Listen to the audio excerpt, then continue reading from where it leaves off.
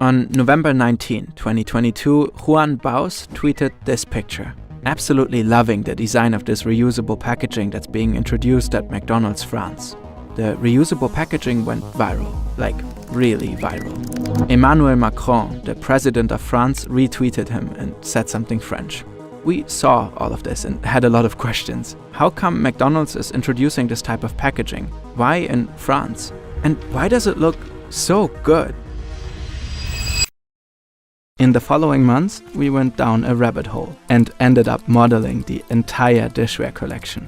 As it turns out, sleek fry containers tell many stories. How the European Union is bringing conglomerates like McDonald's to their knees, not just in France, but all over the continent. How a country known for everything fancy developed a truly unique relationship with fast food and a completely different type of McDonald's, McDo. McDonald's in France, you don't understand how popular it is. And, of course, how good design can transform experiences. Have you ever been to a McDonald's in Paris? No? Why? Anyways, it all started with a simple message. Yo, Juan, would you be down? He was. There is something there with the whole ad campaign around it, and I think people's reactions to it are quite good. But then also maybe the question is are people gonna steal this? When Juan is not going viral and getting featured in Drew Gooden videos, he's a UX writer for some of the biggest brands out there. Oh, and Juan also lives in Paris. To get a better look at this weird new packaging, we needed a man on the ground. Juan was that man. The design is truly spectacular. We will get to that in a minute. First, we need to understand why this is happening. As we reviewed Juan's footage and dug deeper, we realized that it's not just the packaging that makes French McDonald's special. Chapter 1. The Rise of McDo. Fast food in France do not seem like a good match. It's the country of fine dining, Michelin stars and long-lasting dinners in cozy bistros.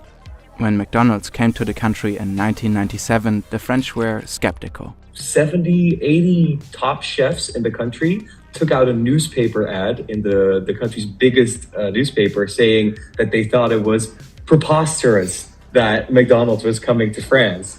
And they were like, this is absolutely ridiculous. We need to stop this fast food thing. But they could not help but indulge, like everybody else on the planet. Ici, c'est plus complet, c'est plus sympa.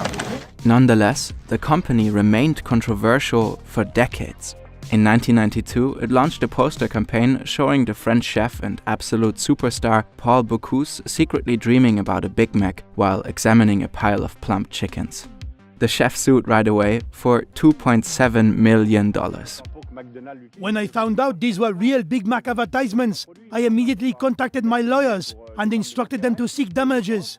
How can I be seen promoting this tasteless, boneless food in which everything is soft?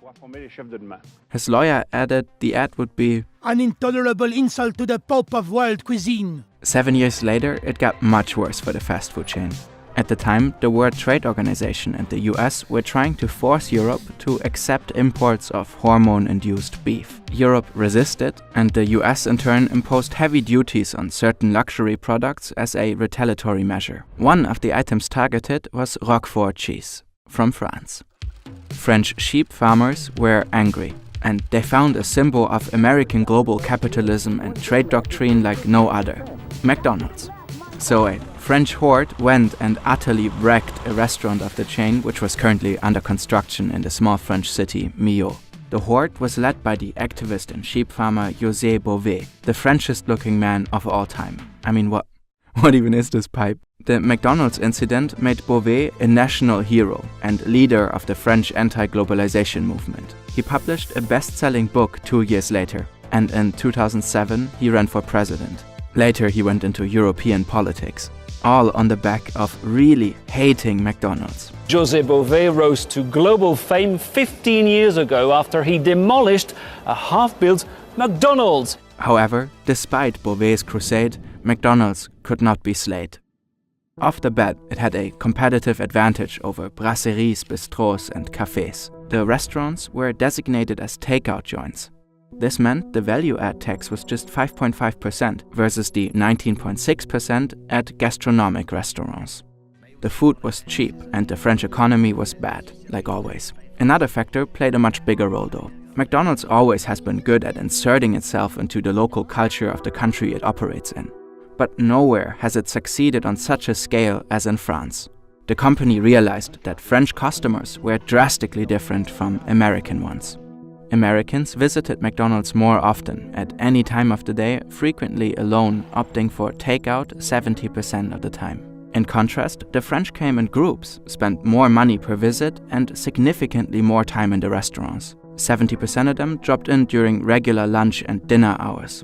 French McDonald's was not treated like a takeout place by customers, but like any other bistro. As NPR puts it, sitting down to a meal is a cornerstone of French culture. So the chain adapted. In the US, its restaurants are designed to attract people from afar, the golden M glooming high, calling you to that sweet, sweet drive-in in a car. The interior is often a little uncomfortable, intended to minimize customer visiting time and maximize purchasing turnover. In France, the restaurants are often sleek, modern, and comfortable. You can find relatively cozy corners designated specifically for larger groups of people. Sometimes there's even table service. On the outside, the golden M is often subdued on the facade. The architecture is regionally diverse. McDonald's in France almost doesn't feel like fast food. That is so apparent, even the dumbest show on the planet, Emily in Paris, noticed. This is so chic. There's no grimace, no hamburglar. What's a hamburglar? Never mind. Products are locally sourced, and there are unique offerings like the obvious McBaguette, but also a Croque McDo. McDonald's does this everywhere, of course, but they do it very well in France. There's a funny little review of the world-famous La Dorée macarons in Paris on TripAdvisor. The reviewer concludes, the macarons taste the same as the ones sold at McDonald's across the road, except for 4 times as much as the price. You see, this person from London is not just angry. They are onto something. The macarons at McDonald's are indeed manufactured by the same company. Today, McDonald's is universally called McDo in France. It is a cultural institution and even has its own slogan. Venez comme vous êtes. So like, come as you are. It is considered to be one of the biggest and most profitable markets for McDonald's in the world. So, McDo is special. But why would they come up with reusable dishware? It seems like quite the hassle. Well, the root of it all is the EU. Chapter 2. The EU's War on Plastic.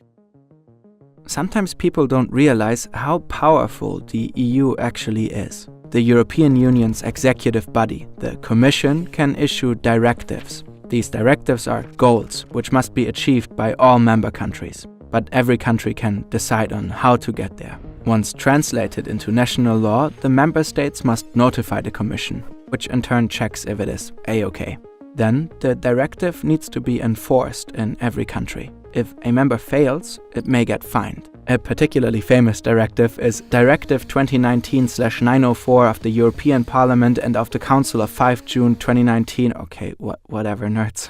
Basically, it's a big EU move to reduce the impact of plastic on the environment. This includes the much ridiculed ban of plastic straws and balloon sticks. But in truth, it goes much further than plastic straws becoming paper ones. For example, the directive makes single-use plastic producers pay to clean up single-use trash. And finally, the important point, it forces member countries to find ways to reduce the consumption of single-use plastics, such as food containers and beverage cups. France is always exceedingly extra and top of the class in combating plastic. They've gone way above what was expected and banned new single-use plastic packaging from 2040. From early 2025, new plastic packaging has to be made of 100% recycled plastic. And since the beginning of 2023, single-use packaging is banned from French fast food restaurants.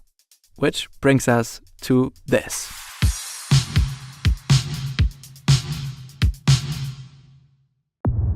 Chapter 3. Le dessin est incroyable. When we first chatted with Juan, he shared our initial fascination with the French McDonald's reusable packaging. If you look at the fries basket, like it looks sort of, you can immediately tell what it is, like a McDonald's fries basket. But it looks kind of modern. It looks kind of like, apple-fied. Yeah, they kind of nailed it with the design. Juan also filmed how you ultimately return the dishware. The process seems a lot more dignified than the usual dumping of 500 kilograms of trash into an oversized, nasty, overflowing eat-it-all bin. We went on to model the dishware based on his footage and promotional material. Because why not? It's undeniably French. The design studio behind it is called Ilium. They picked a plastic called Trident for the various containers, which is similar to glass and ceramic in its hardness and transparency, and preserves the organoleptic qualities of the food. Vents, graining, striations have all been designed to address their functions in the best possible way. Greasy hands need great grip. The development of this technology took over 2 years. Unsurprisingly, it gets stolen a lot. The reused dishware went viral with good right. But it's just one small part of a much more elegant whole. For a country where eating at the restaurant is the norm, it makes even more sense that the food is not needlessly overpacked anymore. However, it's unclear if relying on reusable plastic is actually more sustainable than switching to long-wearing glass or china. The French government promises to remain vigilant on this question. McDonald's has been doing very tiny steps towards improving their packaging for more than 30 years. Ironically, we made a video in German before knowing about all this, criticizing the chain for greenwashing their enormous trash footprint in Germany and pretend fixing the issue. Some EU directives and one chunky national law later, we get this. To us, this is a story of how business, if set on the right track through legislation, can really leap forward. McDo really did turn around the French anti-plastic legislation to their benefit, simply through introducing a design so noteworthy, people talk about it. Like us.